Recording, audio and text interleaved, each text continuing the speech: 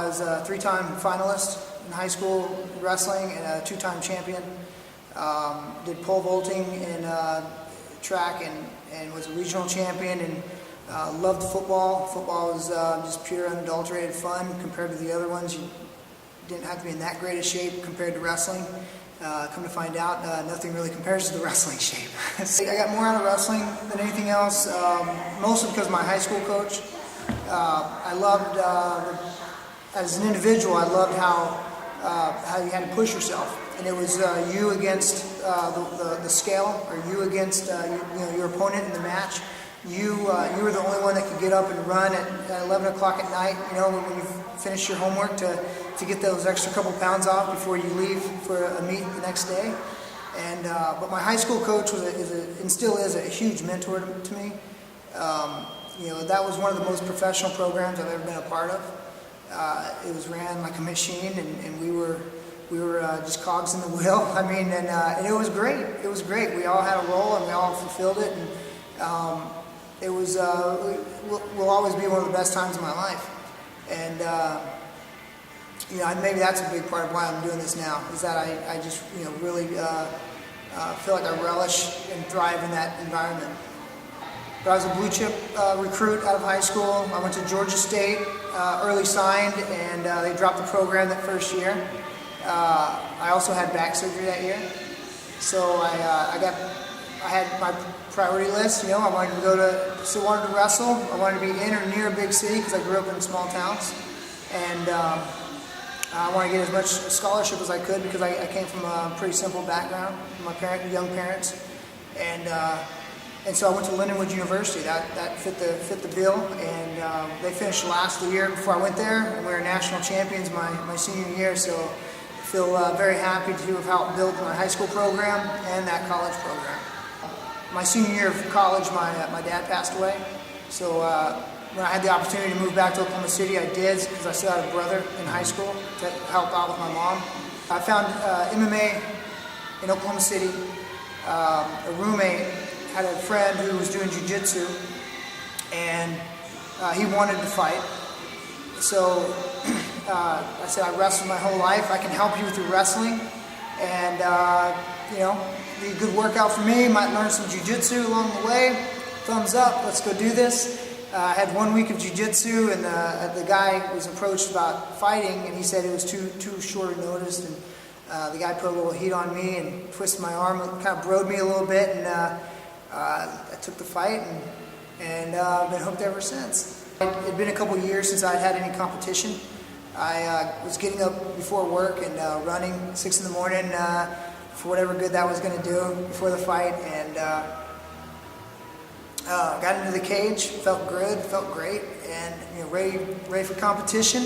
And the other guy comes in, does a circle, goes across. I look over there, and I'm like, he wants to punch me in my face, and that hurts. And I know because it's happened before. Once that bell rings, that's when the fun starts. My most nerve-wracking time is to walk out. But once that door closes and that bell rings and we go out there and exchange, at that point it is heaven on earth. The competition is really the main thing. It's obviously it's not the money, as I'm sure you've come to find.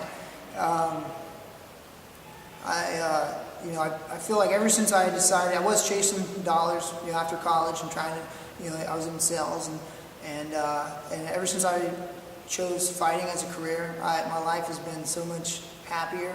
I feel so at ease. I feel so much comfortable in pretty much any situation, and I feel I'm not bitter at anybody. I feel very relaxed. I feel very good. I believe that most people are very good people. But yeah, when they get to know me, it's very much a different reaction. It usually takes a while before they say like, wow, I thought it was kind of an act that you were being so nice, but now I see that it's really you.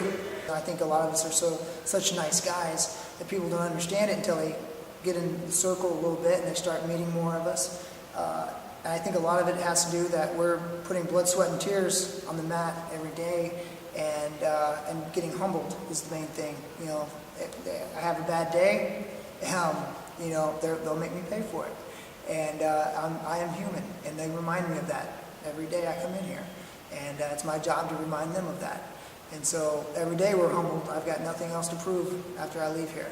And I think that's one reason why we're always, once people get into the circle of fighters, they realize that we're pretty nice because we have nothing to prove. We are the most humble group of people. The fight family, much like any other sporting circle, is very, very tight, I think. And it's been great. I mean, some of the greatest people I've met have been through the fight world. It's a lifestyle. It's not something you can do as a 9 to 5 or anything like that. It's your life. It really is. It's your diet. It's your financial position. It's your relationships. Please get a good support system. You know, have good friends and family around you, because it gets really hard. You're going to question what you're doing and why you're doing it.